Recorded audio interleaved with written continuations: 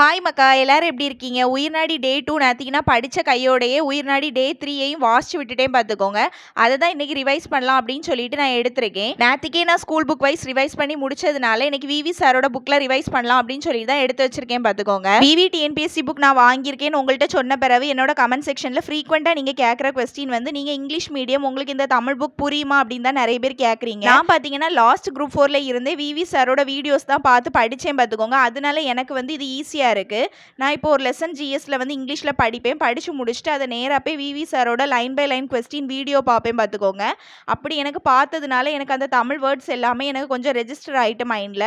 Last group 4 ஃபுல்லாகவே நான் அப்படியே ஃபாலோ பண்ணனால தான் எனக்கு இப்போ அது வந்து புக் வைஸாக படிக்கும்போது எனக்கு ஈஸியாக இருக்குது. நீங்கள் தமிழ் மீடியம் ஸ்டூடெண்ட்டாக இருந்தாலும் சரி, இங்கிலீஷ் மீடியம் ஸ்டூடெண்ட்டாக இருந்தாலும் சரி, ஒரு வாட்டி நீங்கள் ஒரு லெசனை ஜிஎஸ்ல படித்து முடிச்சுட்டு விவி சாரோட வீடியோவை பார்த்து பாருங்கள். உங்களுக்கு நல்லா பிடிச்சோம். நம்ம ஸ்கூல் புக்கில் ஏதாவது லைன்ஸ் மிஸ் பண்ணியிருப்போம் படிக்கிறதுக்கு, அது கூட அவங்க வந்து மிஸ் பண்ணாமல் லைன் பை லைன் ஃபுல்லாகவே கவர் பண்ணியிருப்பாங்க. புக் பேக் ஆன்சரும் கவர் பண்ணியிருப்பாங்க.